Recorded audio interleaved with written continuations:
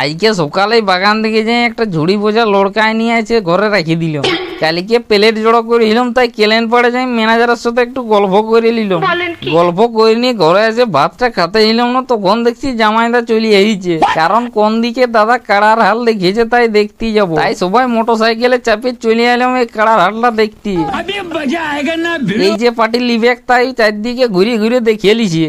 তারপর দেখা হয়ে যেতে ঘরে এসে আইসক্রিম বালার কাছ থেকে একটা আইসক্রিম নিয়ে পুরো সাঁটিয়ে দিল। আইসক্রিমটা খাই নিয়ে জুতটি করে চানটা করে নিয়ে ডিমের ঝোল দিয়ে ভাতটা পুরো ধসাড়ে মারে দিলাম। ভাতটা খাই নিয়ে বেরিয়ে দিলাম গোয়াল তোড়, কারণ আজকেও একটা হালখাতা আছে। হাই ভালো বেরিয়াতে না বেরিয়াতেই পুরো মেঘটা খেদে নিয়ে আসছি আমাদেরকে। অর্ধেক রাস্তা যাতে না যাতেই জল পড়া শুরু হয়ে গেল, তাই একটা চালায় দাঁড়ায় নিয়ে দেখছি হাঁচিয়ে জল পড়ছে, চারদিকে পুরো জলে ভরিয়ে গেল।